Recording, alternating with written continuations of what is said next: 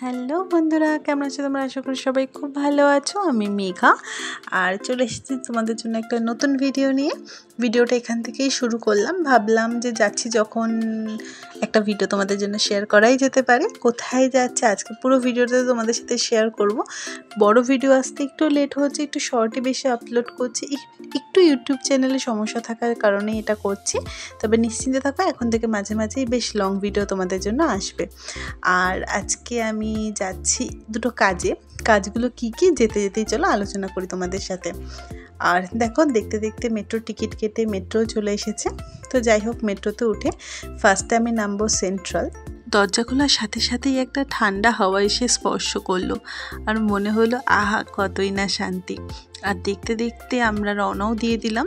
আর এখন আমরা যাব সেন্ট্রালের দিকে। আর মেট্রোও ছেড়ে দিল, তবে বাইরে প্রচণ্ড গরম থাকার জন্য মেট্রোটা বেশ ফাঁকা ছিল। আর আমি নেমে পড়েছি সেন্ট্রালে। চলো এবার যাওয়া যাক ইসরো স্ট্রিটের দিকে। আর আশা করি ইসরো স্ট্রিটের ব্যাপারে কাউকে নতুন করে বলার কিচ্ছু নেই, কারণ সবাই জানে ইসরো স্ট্রিট কেন ফেমাস। যারা একটু লাইট ভালোবাসে বা লাইট প্রেমী, তাদের কাছে এটা একটা স্বর্গ। আমার কাছে তো বরাবরই তাই। বিভিন্ন রকমের লাইট পাওয়া যাবে, বিভিন্ন ডিজাইনের লাইট, মানে একসে বারকার এক, কোনটা ছেড়ে কোনটা দেখবো মন একদম ভরে যায় লাইট দেখে। তো যাই হোক, কিছু কিছু লাইট আমার পছন্দ হয়েছিল, তবে যদিও বা আমি এই লাইটটা কিনতে একদমই যাইনি। তবু ওই যে বলে না, রথ দেখা আর কলা বেচা একসাথে করতে গেছিলাম। তো লাইট দেখতেও গেছিলাম, কিনতেও গেছিলাম। তো আমি কিনতে গেছিলাম এই গোল্ডেন কালারের লাইটটা। তো যাই হোক, এইটা আমি অনেকটাই বেশ নিয়েছিলাম, 60 ফিট মতো নিয়েছিলাম। একটা কাজে লাগবে, কি কাজে লাগাবো সেটা তোমাদের সাথে অবশ্যই পরে শেয়ার করব।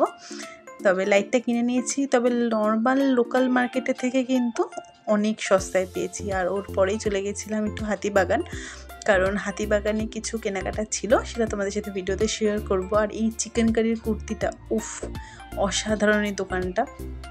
জাস্ট প্রত্যেকটা কুর্তি এক্সে বারকার এক, ভীষণ সুন্দর। বিশেষ করে আমার ওই মাল্টি কালারের বলো, বা আমার কাছে তো সিঙ্গেল কালারের আছে, মাল্টি কালারের বলো, এগুলো প্রচণ্ড ভালো লাগে। আর এরপর কিছু ম্যাক্রাম বানাবো বলে দড়ি দেখছিলাম, তো যথারীতি ম্যাক্রামের দড়ি পাইনি। তো এক ধরনের হতাশ হয়ে ফিরলাম দোকান থেকে।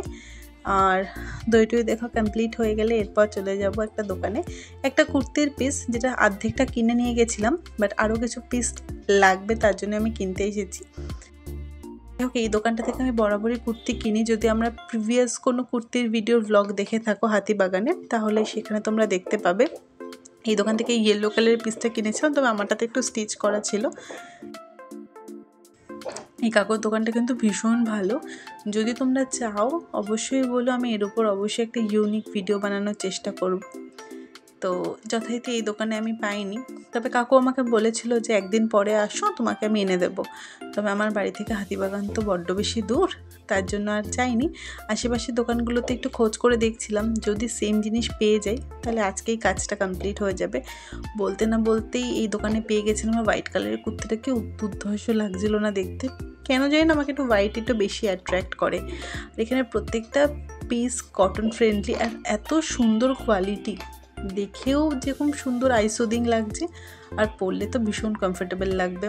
তো আমি কোন পিসটা নিচ্ছি চলো তোমাদের সাথে শেয়ার করি।